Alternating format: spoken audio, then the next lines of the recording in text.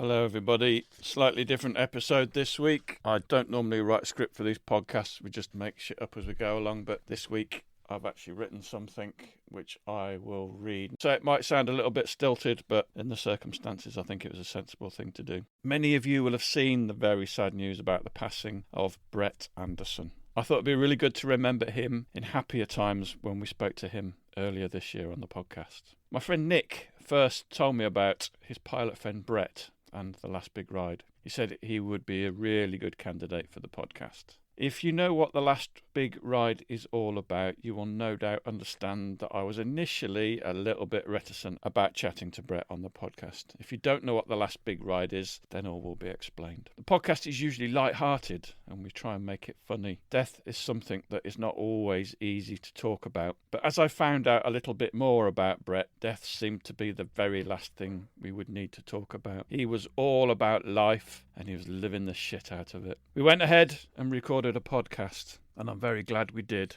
and this is it. I've only known Brett for just under a year. We recorded a podcast, and I made a brief trip to visit him and his wife Carrie in Virginia. We had a fantastic weekend. We even got to go out and ride on some of his bikes. He's one of those people you immediately connect with. Lots of people have said it, but he's just a lovely bloke. He's very down to earth. He's calm, friendly, welcoming, but obviously as tenacious as fuck. He was determined to make the most of whatever time he had left. He had not only to fight two diseases, but the medical and insurance professions as well, and he won every battle. I know a lot of listeners reached out to Brett, whether it be on social media or through writing to his surgeon in July. He was very grateful, and he wrote to me, "Seriously though, thank you for your support. I think you and the others sending me so much good vibes gave me the strength to somehow turn around what felt like a barreling freight train. Well done, people." I know a lot of people will miss Brett, especially his wife Carrie, his kids, his wider family and friends, and I know I will.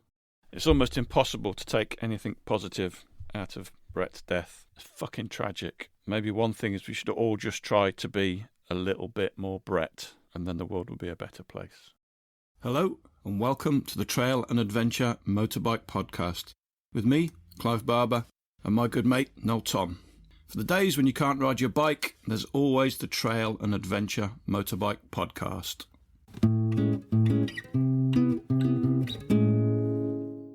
Welcome to Season 4, Episode 8. And today we're joined by Brett Anderson, who's going to be talking about his last big ride, lastbigride.org. I have met Nick. I spent some time with him and his family when I rode my FJR through Europe. And I had kind of known Nick through online earlier, through Instagram and stuff like that, and through the AJP. We have a little technical WhatsApp group and everything. And so finally got the chance to meet him, and I stayed at his house for a couple of days. Just great guy, really good guy. Yeah, he seems quite a character. We've kind of got to know him through being in these films and doing this podcast, and he's always very, very sarcastic to us. He told me to be prepared, but he said it wasn't big enough, but it was my largest spanner. So that's my big tool. There should be a separate category for adjustables. Whoa, that is pretty impressive, though. It's got a big one. Yeah. Brett's got a massive one. It's a good size one. It's a massive tool. Well, you're in America, Brett. Is that a metric? Well, it doesn't, doesn't count, does it? Did you really say that? Yeah. Edit that out. I'm so leaving that bit in. Just for the listeners, Noel just looked at an adjustable spanner and asked if it was metric. Oh, God. Well, in answer, it says 18 inches right there. So there we go. You see? Justified. So I'm in a town called Hot Springs, Virginia. I think it's got about 800 people. Our whole county has 4,000 people. We don't have a single stoplight in the county, which is wonderful. And I'm right along, I don't know if your listeners have heard of the backcountry discovery routes, much like the TET or the ACTs over there. I'm on one called the Mid-Atlantic Backcountry Discovery Route, and I'm on Section 3, so I'd say it's a little under halfway through it. It's about 5 miles from my house or so, and the riding here is wonderful. We've got great mountain roads. I'm about 10 miles from the West Virginia border. We have tons of just public lands all around me with roads that are through them. Some of them are gated part of the year. Some of them are open all year round, but it's just great riding everywhere around here. If you want to do off-road, there's plenty of that. Street riding, plenty of curvy mountain roads. We've got elevations from all the way up to 5,000 feet. Dirt riding, we've got several national forests between Virginia and West Virginia all around me, with lots of Forest Service roads and everything from gravel to dirt to single track, whatever kind of riding you want to do. It's quite nice, all out my back door, basically. And it's all legal to do, is it? Because we're quite restricted as to what we can ride in the UK. Yeah, it's all legal here. That's in fact, the Forest Service roads, even though they're the dirt roads, you have to have a plated bike to ride on them because they're considered public roads. So I can't think of the only time it's illegal. Certain roads will have a gate across them, which the Forest Service closes during certain times of the year. They'll open it and close it. I don't know if that's for preservation or I know they open a lot of them during hunting season. Of course, then you got to be careful you don't get shot back there, but hopefully they hear you coming. Do you always ride with spark arresters then? I should say yes, but the answer is no. But is that a legal thing? I've only asked this because I once bought an FMF pipe, for my XR650L, and it came with a spark arrestor in. I thought, what's this? And it seemed to be more of an American thing than it was certainly a European thing in terms of law, I thought. It is required, I believe, in the national forests. I can't say all my bikes have one, and the rangers are very few and far between, so the chances of you getting actually checked, I think it's probably more important in the West, where you have a lot more danger of forest fires. Out here, we don't really, I can't think of the last time there was an actual forest fire anywhere even near me. I mean, we just don't get that kind of dryness like you do out West. So did you say there's no stop lights or stop signs? No stop lights in the whole county. You've no stop lights. You've got endless trails. You've got no law enforcement. Yes. This sounds Riders unbelievable. heaven. It really does is, sound, doesn't it? Yeah. So did you Amazing. grow up in this state? No, I've been here since '99, but I grew up in Southern California. Tell us a little about your riding history. When did you start riding? Did you have a parent that rode? Did you race as a kid, or how did you get into it? My dad had ridden motorcycles, but he wasn't like an active motorcycle rider when I was growing up. I got into it mostly because other kids that I knew, friends from school and stuff, were into dirt bike riding. And I would see that and think, like, I want to do that. And so finally, I think we went out and bought an old used, I believe it was a Honda 80 or something like that, when I was probably, 10 or 11 maybe. Fixed it up. I think it needed some work. I don't even think it was a straight dirt bike. I think it was it was probably some sort of enduro bike. And I used to ride it around. We lived on a cul-de-sac, so I used to ride around the cul-de-sac in it, learning. And I'd go out with my friends. We'd put it on a trailer and put all their bikes on trailers. And we lived about 2 hours from the desert. So we'd go out to some of the public deserts like Anza Borrego or Salton Sea, were popular areas where there's just lots of off-road riding. And we'd ride out there, and I'd ride with my friends. And I think I did that all the way through high school. I had that bike. I think it was that same bike. Maybe I got a bigger bike at some point. I just don't remember. But because that bike actually it must have been an enduro, because I remember it was street legal and plated. So when I was old enough to get my motorcycle license, I got my motorcycle license and then traded riding a bicycle to school for riding a motorcycle to school. I continued that through high school, and then I think I discontinued in college once I got more into cars. And like a lot of people have, there was that midlife stretch where I didn't ride for about 12 or 13 years, from the time I entered college till I was in my early 30s. You mentioned there, just really piqued my interest. You said there was a public desert. We don't have those in the UK. Yeah. What's a public desert?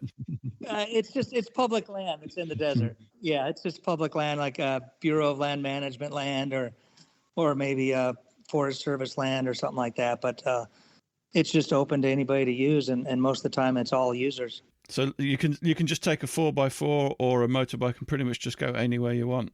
Pretty much. There's one area called Glamis that is these huge sand dunes reminiscent of something you'd find down in Africa. And people take, old modified Volkswagen Bugs or special dune buggies, and they go out there and they go up the huge dunes. I remember my friends had what we called a rail, because it was just basically big metal tubing with a old VW engine in the back of it, and it held 4 people. And I remember going up some hellaciously, scarily steep hills in that thing and just thinking, oh, geez, we're going to tip over backwards. Oh, shit. We're living in the wrong country now. We really are. Do you look Yeah. back on that time, Brett, of riding that little 80cc bike around as a kid as like the best biking of your life? Because I think back to my sort of childhood riding. I feel like I've spent a lifetime trying to recreate that feeling I had as a tiny kid razzing around on a little bike. Yeah, I mean, I loved it. I think I always felt a little intimidated by the other kids because I had started for that area of the world where people do a lot of dirt biking. I'd kind of started late at 10 or 11, and most of them had probably started riding when they were 5 or 6 on, on a 50 or whatever. I would have trouble keeping up with them because they were more advanced than me and had been riding longer. So I remember at times trying to, they'd all be going up a big hill and I'd be a little tentative and I'd stall out halfway up the hill and have to, go back down. And yeah, they wouldn't notice that I was gone. They'd be all way up ahead somewhere and I'd be struggling. But yeah, it was fun. I remember it was some of the best riding I'd done. And back then you don't have as much fear as you do when you get older. I mean, this riding as a kid and learning at that age, this really must have helped you. Like it helped me for my riding later on in my life. It's a really good foundation, isn't it? It is. Yeah. I think dirt bike riding is such a good foundation for any kind of riding. It sets you up with skills that you don't get if you've only ridden on pavement. So when you came back to biking later on, what was the reason for that and what did you go for?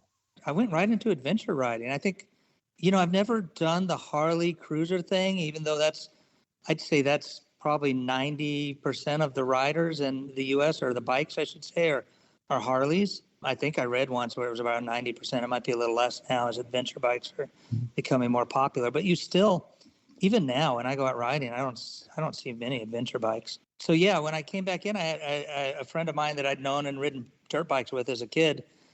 We were talking one day, we were still friends, and he said, yeah, have you seen these BMW? They're like big enduro bikes. He was talking about the GS, of course. I hadn't seen it. So I looked it up and I thought, wow, that's a cool bike. I want one of those. So I went right to an 1150 GS and bought a big Bumblebee yellow GS. And I think my motorcycle license had expired, or I had never, when I moved to Virginia, I hadn't had it transferred or something like that. So I had to go out and do the course again. But it's so easy. I don't know if you've ever talked to anybody in the U.S. about our courses, but they're ridiculous compared to what yours are. Yours actually train people to ride a bike safely.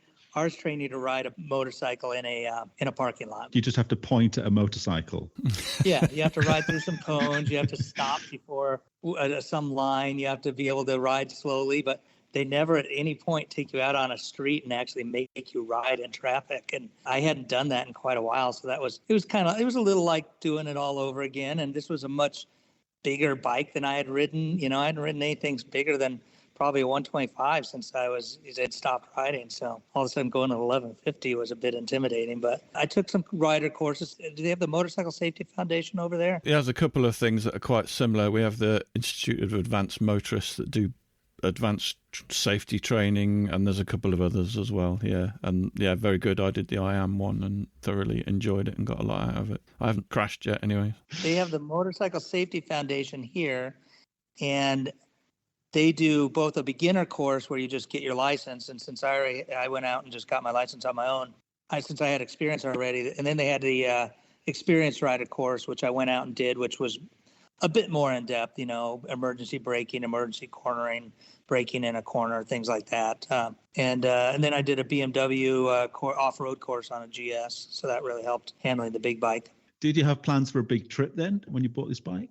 I didn't have any plans what to do. I didn't know what I was going to do with it. I just liked the look of the bike. I've always liked off-road things, and I thought, well, this will be fun. And I just started out riding locally, and like everybody who's a new rider, even though I wasn't brand new, I just started locally and then gradually branched out a little further and further from home. I think my first long rides were down to see my dad, who lived in Georgia. That was about 800 miles away. And mostly I just did roads then. And I was really tentative about doing off-road on that big bike initially, but I got more and more comfortable with it. And then I ended up doing some rides across the country and back out to California and back. And the airline I work for has its training center in Denver. So I've ridden out to Denver probably 5 or 6 times when I had like a month-long training to transition to a new airplane. I would ride out to Denver and then just have my motorcycle. I'd always schedule it for the summer and go out there and ride the mountains, and I'd have my motorcycle with me on my days off. It was great. Now, Brett, you're a pilot.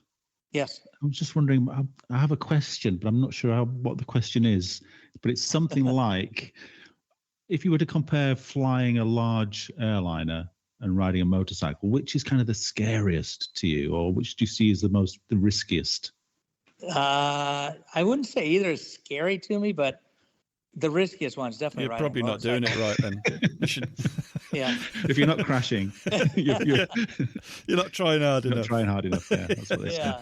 No, the riskiest is definitely the bike on in traffic. Off road, I don't worry about it too much. Where I get scared is sometimes, I get myself in situations off road where I think, oh man, I'm up here on top of this hill. I got to go down that hill, and that's really steep. And pilots, like you're an airline pilot, is that right? Yes. Yeah. So being an airline 767. pilot, it's not like being an actor. They don't kind of say you can't do any risky things like ride big motorcycles. No. No. No, Okay. they don't tell me what I can do on my off time at all. I'm guessing though, with a motorbike, you've got 1 pillion. With a 737, you've got 300 or 400 pillions, haven't you? Which creates its own safety issues. Well, it can, yeah. There's plenty of issues to go around when you passenger sometimes. I guess part of your job when you're doing a lot of travelling, you've got to do quite a few trips abroad as well, haven't you? Yeah, in fact, that's what I've done for the last 20 years predominantly, is just flying abroad over to the UK, over to Europe. Mostly, I've probably been to London a couple hundred times now. You're quite often flying to somewhere, and if you've got some time, you'll hire a bike and travel around a bit. I've done that a few times. I wouldn't say quite often, but I have done it a few times. The most memorable time was in Porto, Portugal. I rented a GS and went and rode the Douro River Valley, which, if you haven't done it, is just beautiful. Yeah. And then the memorable part of that was not so much as much as I like the Douro River Valley. The memorable part was when I brought it back and I went to fill it up. I put diesel in it on accident. Oh, Sounds expensive. Yeah, it cost me about 300 euros. was that just because foreign fuel stations can be very confusing, can't they? Yeah, it was just confusion. I think it was confusion and tiredness because we only had about a 24-hour layover. So we got in that morning and I had my riding gear with me. I went straight to the hotel, changed to my riding gear, went straight down to the rental place, picked up the bike. And so by then, it's probably 5, 6 in the evening when I'm bringing the bike back to return it. And, I'm just exhausted because we'd flown all night. On top of that, I don't speak Portuguese. And I remember in Portuguese, gasoline, now that I know this, gasoline is gasolina, but diesel also looks a little like gasoline. It's gasolio. They both start with gas. So Exactly. and the colors of the pump handles were different than they are in the U.S. In fact, they were actually reversed. In the U.S., diesel is always green, a green-handled pump, and regular gasoline is always black. Well, there it was the exact opposite. So I remember looking at them and thinking, well, that says gasolio and that says gasolina, and that one says got something simple, and no, that can't. And so I just picked the gasolio because it was the black the black handle. So was it the smell? Was it the smell that got you, or did you fill the whole thing right up? I didn't even smell it. Like normally you would think you would smell diesel, and I didn't smell anything odd. I just put it in, and it didn't smell odd to me. I mean, I didn't put it up to my nose, but it wasn't until I filled it up and was about a half mile down the road and started pinging and jerking and everything, and I just thought, I think I did something bad. When I got back to the rental place, I told the guy, I think I might have put diesel in it because it's not running so good. And he looks at me and he goes, "Oh, you are the third American that has done this." I said, "Well, if us Americans keep doing that, maybe you should tell us beforehand, put gasolina in and not gasolio, so that we know, because clearly it's the same mistake we're all making." What's in the garage now? So in the garage now is the Touareg, the 2022 Aprilia Touareg 660. I've got a 1200 GS 2018 Rally version, and I've got an AJP PR7. And then next to all of them, dwarfing all of them, is a Swiss Army Pinzgauer. Well, I really want to talk to you about that, but I don't know if we're on the right podcast. But I know we need different. I think we should. It's an off-road vehicle. It looks great. Tell people what it is, Brett. So it's 50 years old, 1973 Swiss Army. It was originally made in Austria, and it did service as a radio operator's van in the Swiss Army for I don't know how many years. And then someone brought it over to the States at some point, and then someone took it to Canada at some point, and I bought it from the guy in Canada who had fully restored it and really pimped it out and made it a pretty nice, kind of almost like an expedition vehicle. What engine does it have in it? Oh, that's incredible. It's a whole 89 horsepower air-cooled 4-cylinder engine. that's geared very, very low, so you can pretty much go up anything, but you're not going to go anywhere fast. 4-wheel drive as well, presumably. All 4-wheel drive. It's got hydraulic lockers, so you can hydraulically put it in 4-wheel drive. You got 3 levers in the cockpit. You can put it in 4-wheel drive. You can put it in, and then you can lock the front and rear differential as well. It's a beautiful piece of machinery, isn't it? 1973. Incredible. Yeah. It looks like, I would urge anyone to head over to your Instagram account, have a look at it, but it looks a little bit like the Land Rover 101, doesn't it? Are you familiar with that vehicle? I've never seen that. Well, yeah, Land Rover made a similar looking thing, but this looks it looks in great condition. So yeah, it's all been done up. Yeah, it's actually probably one of the nicer Pinzgauers around. There's quite a few of them around, but most of them have been beat to hell. People use them for off-roading, and they haven't been, they've been bashed around quite a bit. So this one's actually quite nice. And you give yours a nice life. You don't do anything crazy with it. No, yeah, I've never been into the 4-wheeling. I bought that because it looked cool. I like the way it looks, but and it's fun to drive around. But no, I'm not into 4-wheeling. I'd much rather ride a motorcycle off-road than drive a truck off-road. You're just so slow when you're 4-wheeling, and then you got to have. It's kind of scary. I get more scared in a car off-road than I do on a motorcycle because you're so close to the edge. On a motorcycle, you can get away from the edge of a steep drop off. I got a huge shock the first time I went in a Land Rover up a track at just how bumpy it was. Just getting thrown around on a bench seat. I couldn't believe it. I don't know why. I just thought these things would be quite comfortable. I didn't realize it's just a day of discomfort. Yeah, it's very uncomfortable. And I felt slow. And I've had a Land Rover and I've taken it down tracks, but I just find it incredibly anxious because it's such a big thing. I've seen too many videos of vehicles rolling unexpectedly and things like that. Yeah, at least if you if you go down the bank on a motorcycle, you can separate yourself from the vehicle pretty quick. But in a car, you're along for the ride. Tell us about the Touareg, because it's quite a new bike, isn't it? And it's new over here. And our friend Alex seems to think that he's going to get himself one. And they do seem to be gaining a bit of momentum in the UK. Are you enjoying it? I love it. It's my favorite bike now. I bought it initially because I wanted something lighter than the GS to take down through Central America. But Pinzgauer is probably lighter than the GS. Well, that may be true. The Touareg has become my favorite bike because it's so good as an all-rounder. I mean, people always say the GS is good as an all-rounder. Well, now I want to say the Pinzgauer. The Touareg is much better as an all-rounder than the GS because it does off-road so much better than the GS. We've all seen people doing crazy things on the GS and they do them well, but for the average rider like myself, I'm not going to take it on some of the crazy things that I see, some of these professionals doing on it. The Touareg makes that much more accessible. I've taken the Touareg on things that behind a guy on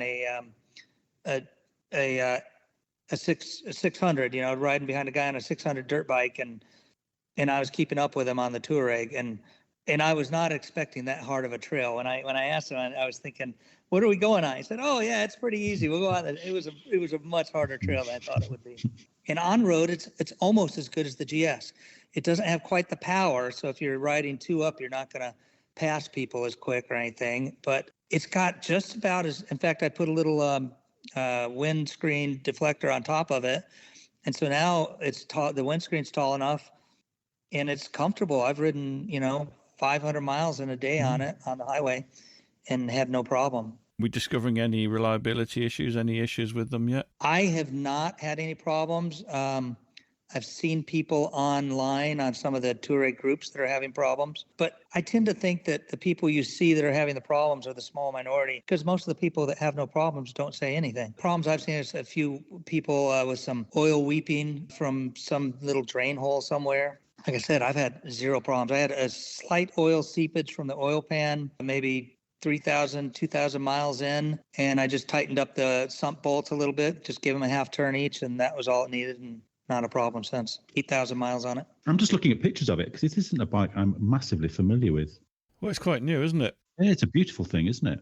Gorgeous. Is yours the blue one? Mine's the blue one, yeah. Blue and white, best colours, yeah. Gorgeous. Fastest colors.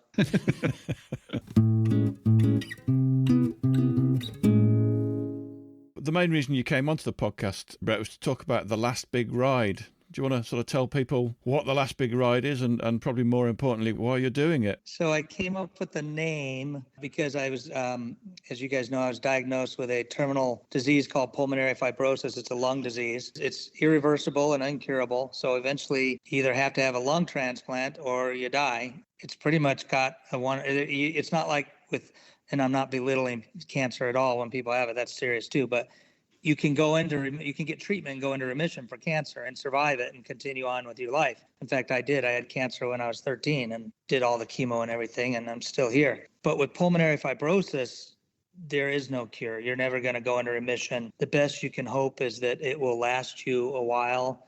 Everybody's different. So I had no idea how long that I would last. They say the average is 2 to 5 years after diagnosis, but some people only last a year and some people last 15 years. It's really highly individual. So I came up with that. I knew that I wanted to do riding. I mean, I love riding, and I had some bucket list things. I wanted to see as much of the world as possible. The biggest one I wanted to do was from my home in Virginia down to the tip of South America, Ushuaia. But I also wanted to ride more in Europe. I mentioned that I had a FJR 1300 that I bought in Ireland, and I wanted to see, even though I've been to Europe quite a bit, I wanted to see more of it from the seat of a motorcycle. So I went over last summer in 2022 on the FJR and took it through, I think, 13 different countries in Western Europe. It was about a month and a half. Ended up in Edinburgh.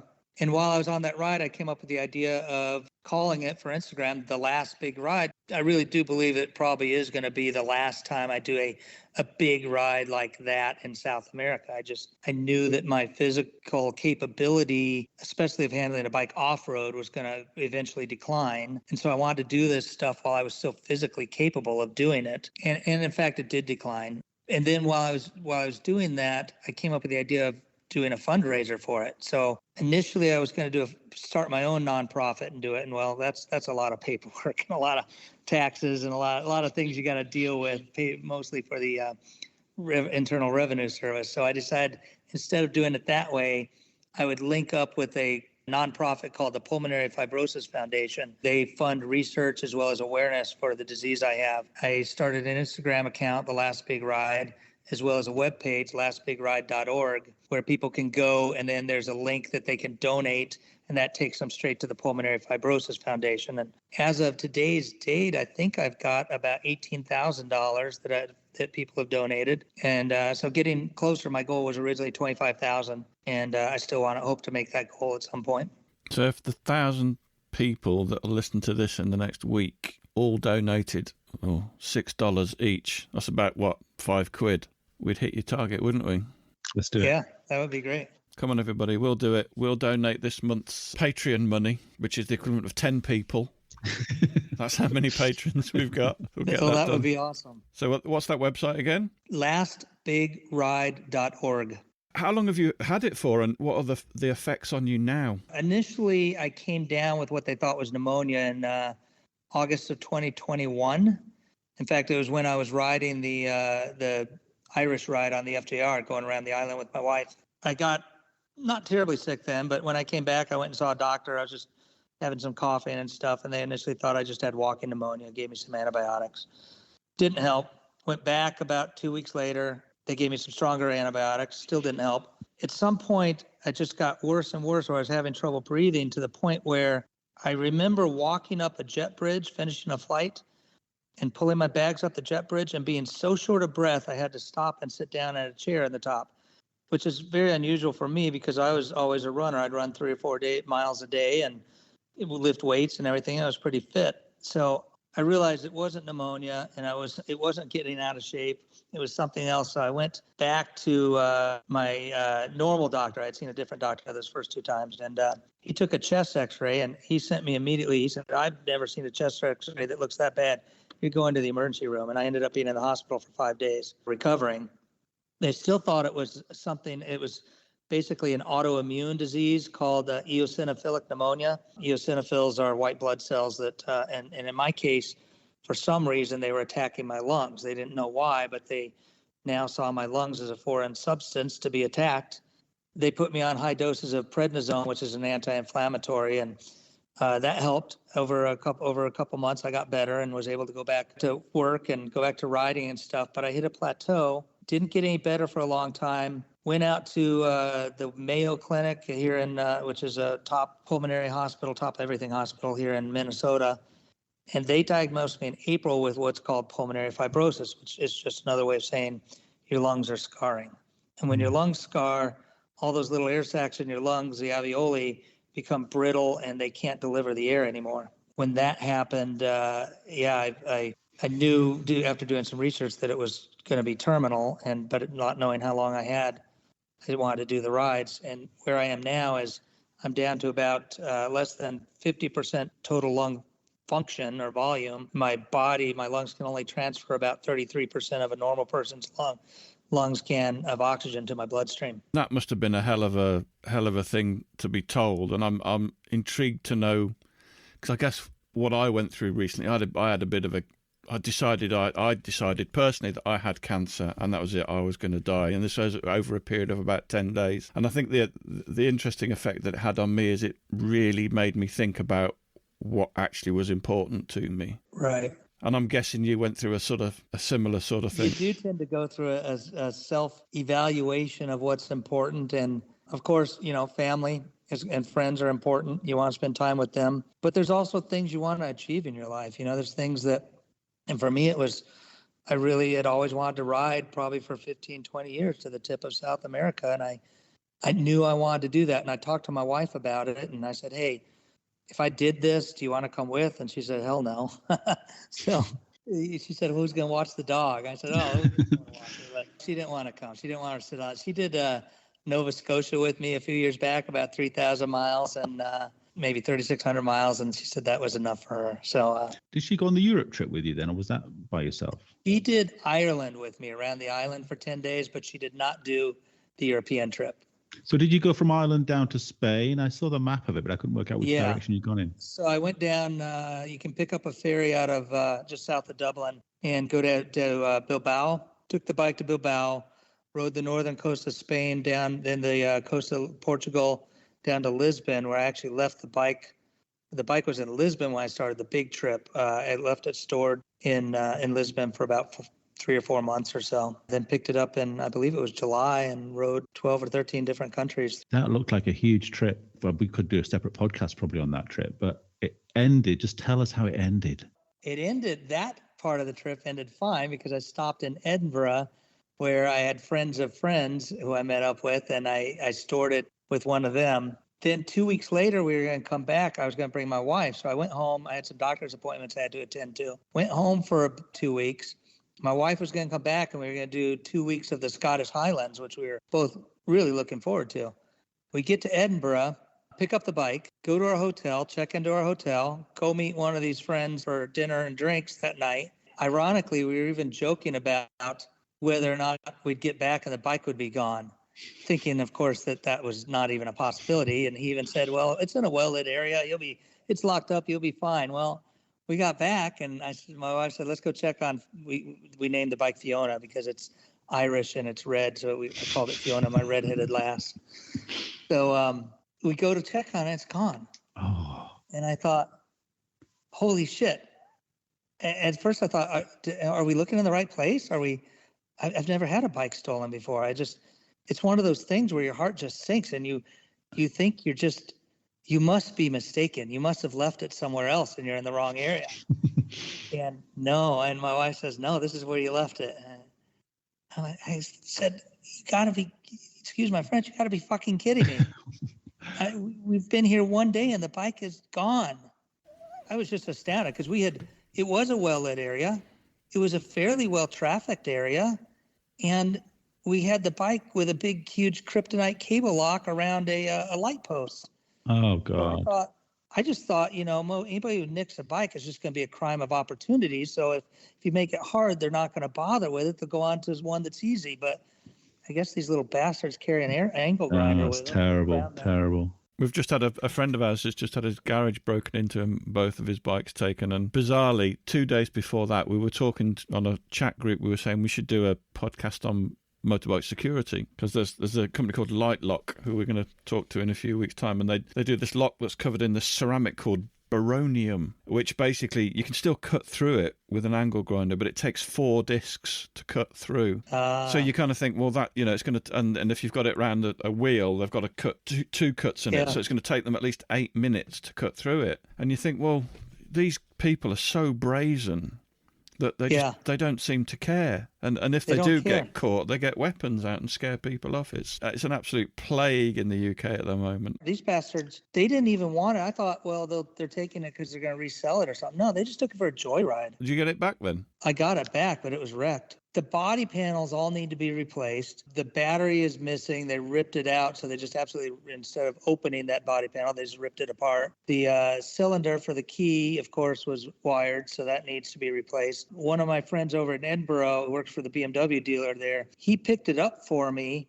And of course, the police, to add insult to injury, they write me a nice, really endearing, nice letter telling me that they've got my bike and I owe them 200 pounds for the Jesus. for the wrecker. Recovery. If I fail to pick it up, they'll take legal action against me. Oh, Christ. So that's a real nice way to treat a victim of a crime. Anyhow, my friend goes and picks it up, and I paid the police the money, the impound lot, the money, and it's sitting right now at the BMW dealer up in Edinburgh, and we're trying to figure out whether I'm going to actually whether to put the money into the bike and fix it up, or whether just to junk it and sell it for the parts or something. I still haven't decided. And part of the reason I haven't decided is because I'm just not sure where I'm going to be with this disease or anything, and whether it's worth going over there and putting the time and money into that bike. So you didn't actually get to do the West Coast? No, I really wanted to. And the biker community up there was wonderful. I mean, people reached out to me. I put something about it on Instagram, and then it actually got picked up by a little local online newsletter up there. And people reached out. Some people even offered to loan me their bikes, to loan me their bike to go do it anyhow. Wow. Well, and you become attached to things. Like Fiona was just one of those bikes I had become attached to. She was a 20-year-old FTR, 1300, and it had just been a dead solid, reliable bike. I bought it with only about 15,000 miles on it, even though it was that old. And it had been well taken care of and garaged. And it took me all through Europe. And I think it was that first big trip after I'd been diagnosed. So I kind of had an emotional attachment to it. I remember I was just ripped up that it had been stolen. And at that point, it hadn't been recovered yet. I don't think I just didn't feel like continuing on. So my wife and I the day after it got stolen, just got on a plane and went home. Devastating. Oh, I'd not asked you now. That's a terrible story. No, I thought you said we'd keep it lighthearted. If you do make it back, though, you can borrow one of Noel's bike. Absolutely, you can, Brett. Yeah, and I normally say no to that, but definitely. Well, can I say, but the trip, you enjoyed the trip? It must have been amazing riding through Europe up until that point. The summer. Yeah. It was amazing, I think. And I visited some places, like I said, as a pilot, I've been up to a lot of Europe. Even on my vacations, I've rented cars and driven through a lot of Europe. But I saw, even with the bike, I saw so many things that I had never seen. My favorite was, of course, as I think with any biker would be, was just the Alpine passes. I loved going the Stelvio, the Furka Pass, the St. Godards, the I never know whether it's Dolomites or Dolomiti Mountains. Dolomites. We say Dolomites anyway. It was just incredible, just the riding. And I didn't see too much that Spain and France were embroiled in that heat wave that you had last summer. And that was horrible. But the rest of it, once I got up to higher elevations, was quite nice. And I went to Slovenia. I'd never been to Slovenia before. That was pretty cool. And just staying in the little pensions everywhere and riding a motorcycle and being on your own bike in Europe it was incredible. I just had a blast. And this is sleeping in proper beds, I imagine. I'm not much of a camper anymore. No. Great. So, this is sleeping in hotels and pensions and things like that, and going out and having a few beers at night and enjoying myself and just seeing everything. I took the Channel train over once I got to Belgium, and took the train over to the UK and then rode up through the UK. So easy. Yeah, it really was. It was. I don't know why anybody does ferries anymore. We're coming to that conclusion. Back to the last big ride then. So tell us about what you had planned. So the original plan was to ride from my home in Virginia down through Central America, of course, ship the bike across the Darien Gap, and then continue on down the west coast of South America, all the way to Ushuaia, the southernmost city in the world in Argentina. And I was planning to take so I left in October, late October, planned to be there by the end of March to Ushuaia. So, and that was probably going to be about, I'd say probably 12, maybe 15,000 miles in that amount of time. So in about 4 to 5 months. And the reality ended up being a little bit different because I did not make it to South America due to worsening health conditions, but I did make it all the way to Panama. So I made it 6,000 miles and through all the countries in Central America. So was that in one go, or were you, I think I seem to see you were stopping and having to fly home and things like that? So mostly it was one go. I made it all the way to Costa Rica, which is just before Panama. And that was about a month and a half on the road from where I left my home. My wife flew in once in Austin just before I left the States and met me there. And we stayed there for a couple of days. And then she flew again to San Jose, Costa Rica to meet me because I needed to fly home from Costa Rica because I had some important doctor's appointments I couldn't miss. And then I flew back down and continued on to Panama. And the idea was to fly home for the holidays then. That was right just before Christmas, and have the bike shipped to Peru, but that never ended up happening. And the logistics of the trip were a little bit difficult in that I had already declined enough my lungs and that I couldn't do high elevations, whereas I'd had no real problems going over all the passes in Europe. That was still fairly early on in my disease, and nobody had really expected me to decline as fast as I have. But the 10,000 foot, 9,000 foot passes didn't really present a problem for me. But once I got to Central America, I was finding in Mexico, even being at 7,000 feet, I was having some problems breathing. And so I decided to route myself along the coast and not do the higher elevations, which made my decision for the Darien Gap. Most riders will ship their bike to Colombia and then ride from there. But Colombia and Ecuador both have some very, very high elevations. And we're not just talking a pass that you go over and back down in a couple of hours. We're talking days, if not weeks, at 10,000 feet, 12,000 feet elevations that I knew I just wouldn't be able to, honestly, to really survive that. My oxygen blood saturation would have been too low, and you risk organ damage and even heart attacks when it gets too low. I planned to ship to Peru, which was close to sea level if you go to Lima, and then mostly ride down the coast. There was a few areas where I might have to go to some higher elevations, but just for a very, very short while, so I figured I could tolerate it. And then the other logistical challenge, of course, was the doctor's appointments, having to fly home for those occasionally and carrying I could take about 15 different pills a day now, and having to carry enough pills to last me was going to take up half of one of my panniers. So that was another thing that I had to fly home to renew because you just can't carry that many pills at once. That could have been fun, crossing the Colombian border with that.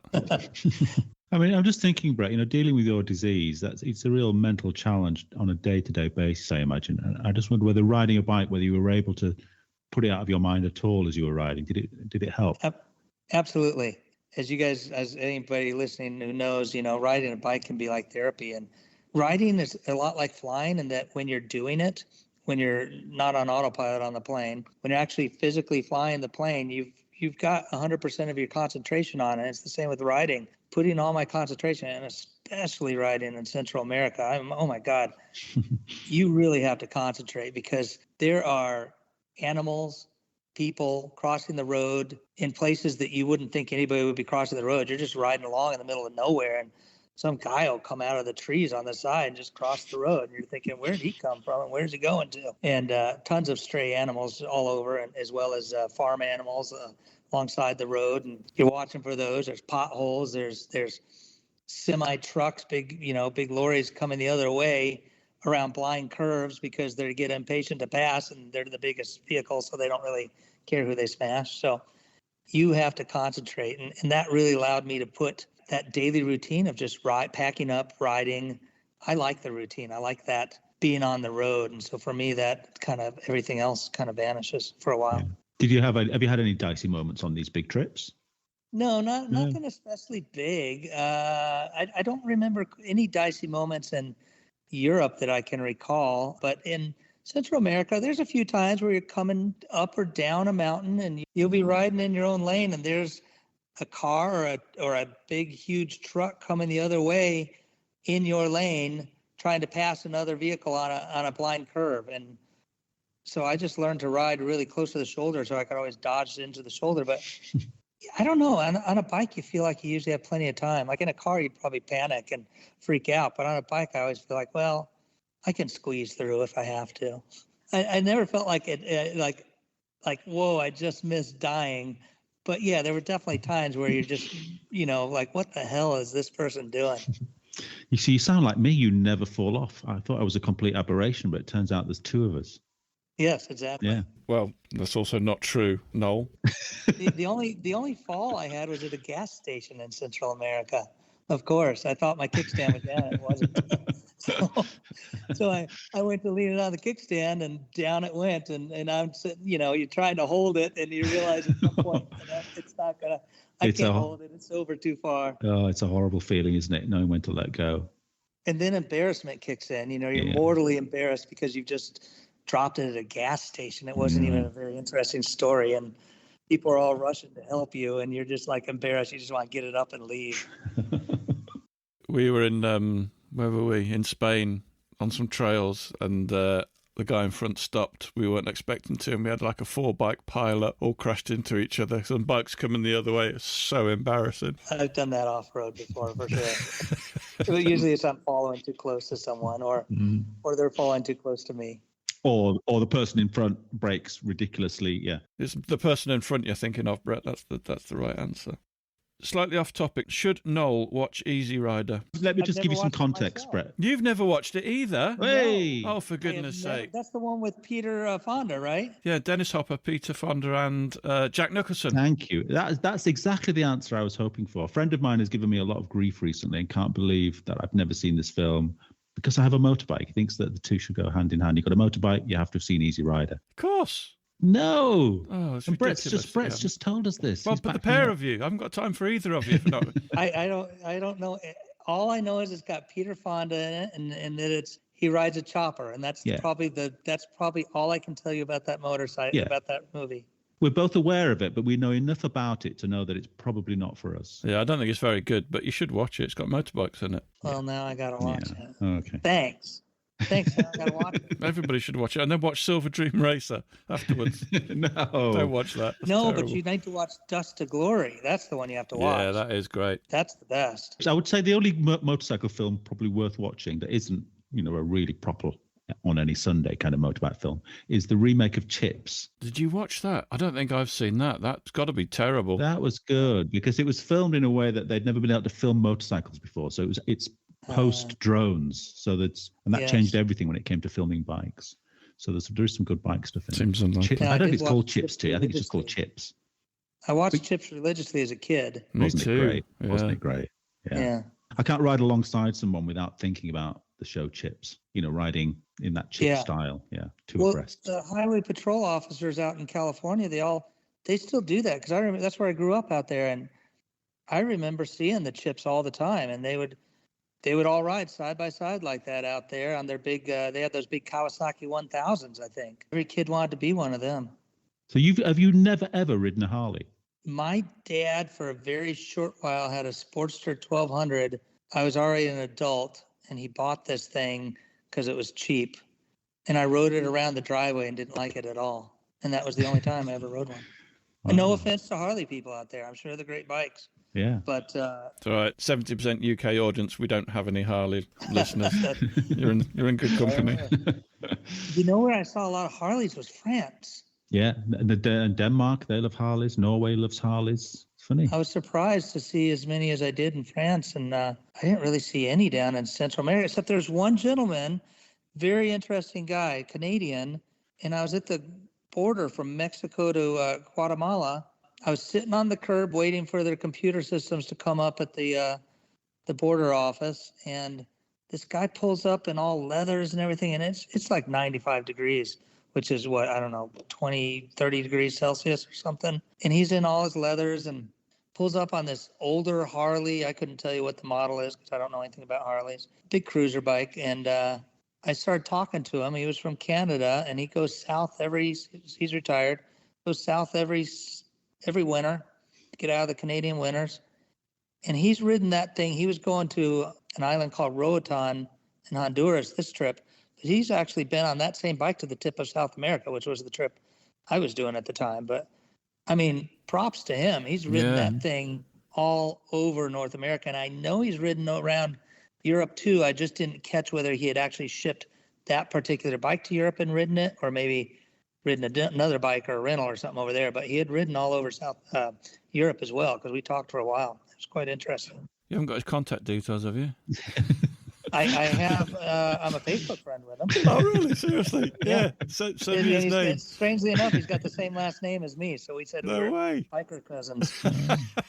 It sounded to be a good guy for the podcast. I was joking, but I thought you'd just be passing friends. But how funny. Yeah. I quite like the idea of a Harley, but I think it's a little bit like I quite like the idea of a cowboy hat and cowboy boots, but you just can't really get away with them in the UK. No. You've got to be. Yeah, I could see that. Yeah, you've got to be in your country to get away with it.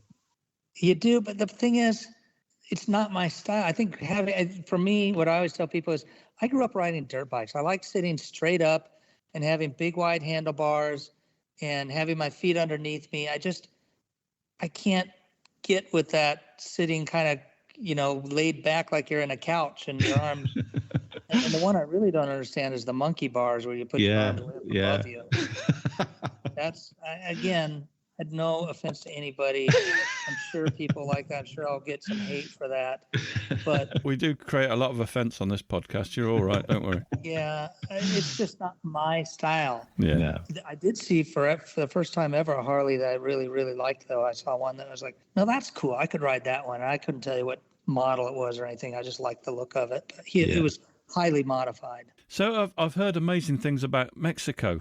In fact, the whole of Central America looks and sounds amazing to ride through. What was a highlight for you? Honestly, I think I liked El Salvador and Nicaragua the best, but Mexico's the largest. It took me 10 days to get through Mexico, which is still no time at all. I mean, I know people who have spent months there, and you could easily spend months there. I think a lot of the highlights of Mexico are in the higher elevations, which I couldn't do. A lot of the really beautiful towns and stuff, I couldn't make it up there. So unfortunately, I was stuck along the coast, which in a lot of areas was more industrial and or touristy. So I kind of tended to just cruise on through there. And they're very, very hot along the coast. I really enjoyed Nicaragua. It's the poorest country in Central America. It was like stepping back in time. I mean, all of a sudden instead of mopeds and everything, there were people riding horses and people pulling carriages with horses carrying their grain to the market or whatever. It was a whole different world. What kind of mileage were you sort of taking it easy, or were you going for big mileages? Or big mileage is a relative thing in Central America. So for me to bang out 500 miles here in the States is fairly easy. You just get on the highway and go. In Central America, the speed limits are much, much lower. They don't have as many like high-speed highways. Mexico had a few toll roads that were high speed, but you get off of those and everything's maybe 45 miles an hour, maximum 50. But then you have these, like I said, you have all these different things crossing and potholes. Then you have these speed bumps that come out of the middle of nowhere to keep your speed down. So you think you're going to do, if it says it's a 40 mile an hour road and most of us are used to riding 50, 10 miles an hour over or something like that. Well, it's not really possible down there. So what I found to be possible in the U.S. and to be possible in Central America were two different things. So I found myself gradually ratcheting my idea of a long day downwards and downwards and downwards till it got to the point where 150 miles was seeming like a long day anymore. I've never come anywhere near to riding even 500 miles in a day. I think probably most we've done, Clive, is probably about 300 or something. And that seemed like a massive day, didn't it? 350 maybe. They were long days. I remember we would ride from sort of 9 in the morning and, we'd do, 13-hour days, which in a way, it doesn't really matter what the mileage is. It's just spending a long, long time in the saddle. And I guess that's the thing. So, 13-hour days. I think we were regularly doing 10 hours on the big European trips and 13 hours, which is great because you're there to ride, right? But, yes. It's nice to have a break every now and again. Doing 150 miles in Central America is easily a 6 or 7 hour day. So, Brett, was your dream to go to Ushuaia? Was it always about doing it on your own, or would you ever consider? Because obviously, the reason you've stopped doing it now, we haven't really talked about that. So maybe you should talk about that. But would you consider doing it if you had some support that willingly come with you? I think I would. I'd always just planned on doing it on my own, just because I've always been more of a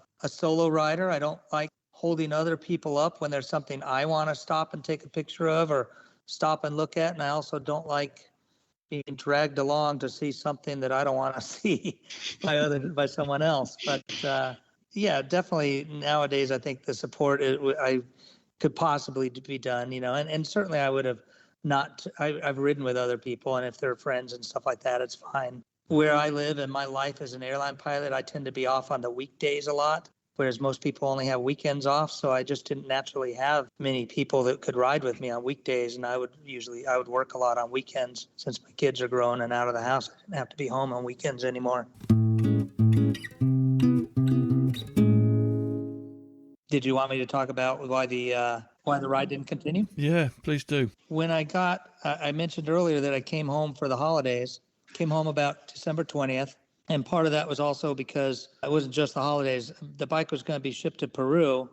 And in Peru at that time, they had just had a lot of political and civil unrest due to their president being jailed and a new president taken over, and all the indigenous population who had mostly been the ones who had elected the president who was jailed, were outraged. They felt like their voice was being taken away. And so they were blocking roads, blocking motorcyclists and tourists for getting through. I think famously there were about 300 tourists stranded in Machu Picchu at one point. Some of the chat groups that I belonged to of motorcyclists there's probably 100 to 150 people on these groups going south. We're encountering quite a bit of problems. In fact, one guy had been beaten up pretty good at a protest when he was trying to get through a roadblock. So I decided, well, I'll go home for a couple of weeks. It's the holidays. That works out fine. And by the time I get back to South America, hopefully the political unrest will be over. Well, when I went home, I must have caught something on the plane or in the airport or at some point along the way, because by the 24th, I found myself in the hospital here in Virginia with what's called para-influenza, which is just a respiratory flu. It's really a fairly simple flu. Most people, it wouldn't really cause any problem for. It's mostly elderly or very young children. But someone like me, who not only do I have this underlying lung disease, but I'm immunocompromised because the drugs they have me on suppress my immune system to keep it from attacking my own body. So I ended up with very dangerously low oxygen levels because of this flu and stayed in the hospital for a couple of nights. And what that did was it made my lung function decline again. I was still hoping to get back and telling myself and telling everybody I was going to get back down to South America. I like to think positive and think I'm going to get past this and it's going to be better. But as the weeks wore on after I got out of the hospital, I just wasn't getting any better. I felt like really, really weak, to the point where even going out and walking around my house or walking a half mile was very, very difficult for me. I was breathing really hard. Picking up anything, doing any kind of physical effort was very, very difficult for me. And I thought, I can't go back to South America and be in these remote areas where I could have a normal problem you would expect to have when you're adventure riding, like a bike falling over, getting stuck in sand or mud, having a punctured tire or something like that, that are just normal things that you would deal with. But I didn't feel like I could deal with them. I felt like I just didn't have the physical strength to pick up even the Touareg anymore. And I felt like, well, if I can't be self-sufficient, how am I going to do this trip? Because I can't be calling in some rescuers because I dropped the bike or because I punctured my tire. That should only be for if you break bones or something like that and you're stuck in the middle of nowhere. So, and on top of that, my doctors were pretty concerned with me. They said, you just can't afford any more respiratory infections. Every time you have one, it takes you down another notch, and it's getting on a plane and being around crowds like that. They were really worried about that. So between those two things, I reluctantly made the decision that maybe it wasn't wise to continue the ride and decided to stop in Panama. So are you still able to get out on your bike at the moment? It took me a good 3-4 weeks to get over to that flu, to get back to where I was actually feeling better. My breathing my oxygen levels still are not recovered, and they probably will never go back to what my baseline was before. But the big difference is I'm local now. I'm within a couple hours of my house when I go out riding by myself. If I have to call in the cavalry, well, the cavalry is my wife. I've got my inReach and I can just text her. I'm not going to hit that SOS button and notify Garmin I'm in trouble, but I can text my wife from the inReach. There's a lot of areas where I live where there's no cell phone coverage at all. So you have to have that satellite communicator. But she's always, I can text her on it. It goes right to her phone and say, hey, bring the pickup and come pick me up because I broke down, or I'm stuck in mud, can you come help me? And I know she'll get in the truck and come help me out. So it's like a big difference. Now I have that safety net. So how much of the day are you actually on the oxygen now? So at night I use it all night long. Yeah. And that's mostly to give my heart a break. Your heart beats when your oxygen saturation is low, your body knows that.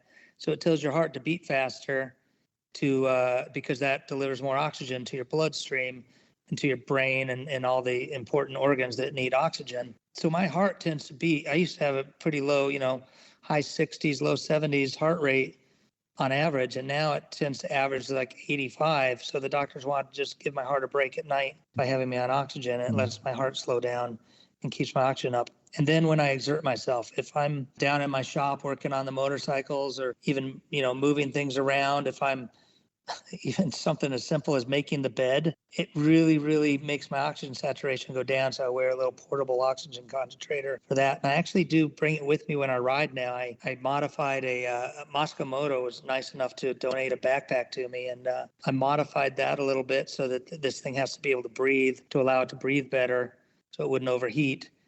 And it goes in the backpack, and the backpack goes on my back, and then the oxygen cannula goes under my helmet. If I need it, it's there. I'm finding now I don't need it for just normal riding. If I'm riding on the road or anything, I'm fine. It's like sitting in my couch. I'm fine. I don't have any problems with it. But if I'm off-road riding where I'm standing up, especially since I'm bending slightly at the knees, and keeping that little bit of a crouch, it's a lot of effort on your quadriceps and your glutes, which are your two biggest muscles in the body. And so they suck the oxygen right out of my bloodstream. And I tend to start breathing really hard. Even on a really simple off-road, just basically a dirt road, which isn't hard at all. But because I'm standing, in fact, I'm learning to sit more because it's just easier. As much as I don't like doing that, it's not natural to me when I'm off-road to be sitting. I'm learning techniques, but I'll turn the thing on and use it when I'm riding off-road because it just ups my game a little bit. I think it allows me to ride at a little bit of a higher level by having that oxygen. Now I don't have to worry about it. Well, I'm not a doctor.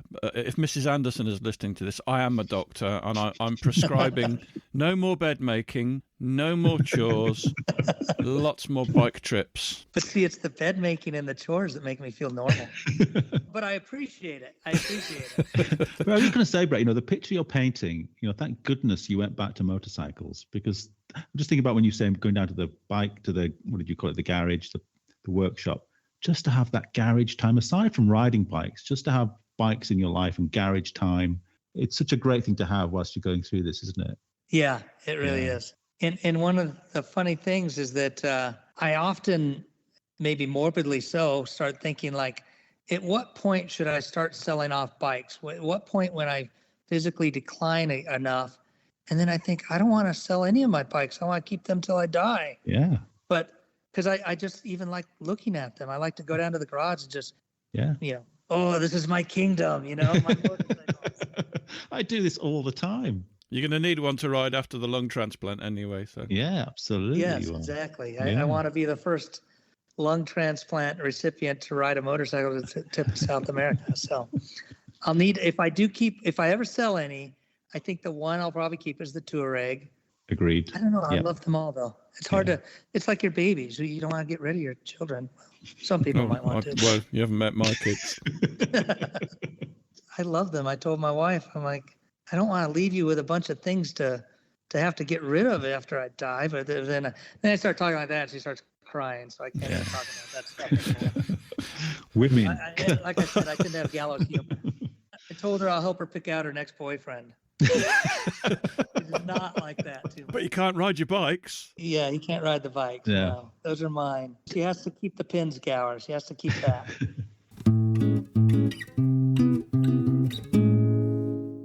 Can I have the famous last question? Go on, do your last question then. Now, this might seem a bit odd. I've been in two minds as to whether to ask it. It only came to me as we've been chatting. But I'm not going to get the chance to ask somebody this. Think it through before you ask it, because he accuses me of having no filter, Brett, but he's That's all right. possibly worse than me. Okay, buckle up. Brett, where were you on the day of 9/11? Were you flying in America at the time? I was on what they call on reserve, which is like being on call. So I was sitting in Chicago, where I was based at the time, at a hotel on call, and I remember seeing it on the news like everybody else. All right. Oh, I just thought maybe if you'd been up in the air, I would love to have heard what that was like. No, that would have been an interesting story. Yeah, but people ask me that a lot, and unfortunately, my story is not very good. I didn't get to divert to Canada or anything like that. But unfortunately, I knew 2 of the pilots involved in that. Oh, really? That's horrendous. Yeah. One of them, I used to be an instructor pilot for my company and out in Denver. And so one of the pilots, who was the co-pilot on the one that hit the World Trade Center, I had actually trained him. So I'd worked with him for about 3 weeks, I should say, and knew him really well, really good guy. And then the other one was another training guy that I knew, and he was the captain of the Flight 93 that crashed in Pennsylvania. And I knew him fairly well as a work colleague. So that kind of hit me hard, just knowing. Yeah, I bet. I didn't expect to know anybody out of a company as big as mine, and let alone 2 of them. Yeah, that's incredible. Brought the mood down even lower, Noel. Thanks for that. Jesus, it's normally a funny podcast, this one. You can blame Noel for his last one.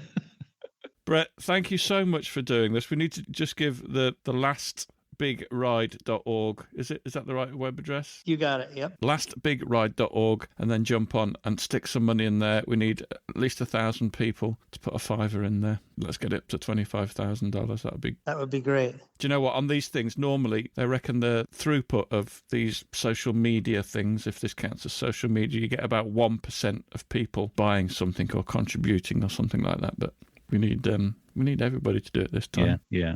That would be amazing. And I'll come through when I come to the UK and thank everybody individually too.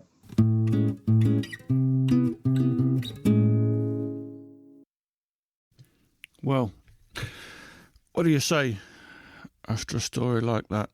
Just massive admiration for Brett and the way he's approaching this. There's one positive thing we can do, and that's donate. So please stick a $5 in, lastbigride.org. Try and get this horrible disease cured. Right, we'll see you next time.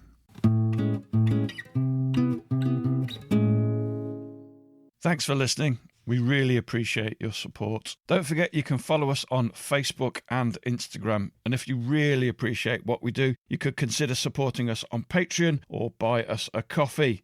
Links are available on our website, which is tampodcast.com, where we also have a limited selection of branded stuff. But either way, please keep listening and spreading the word. See you next time.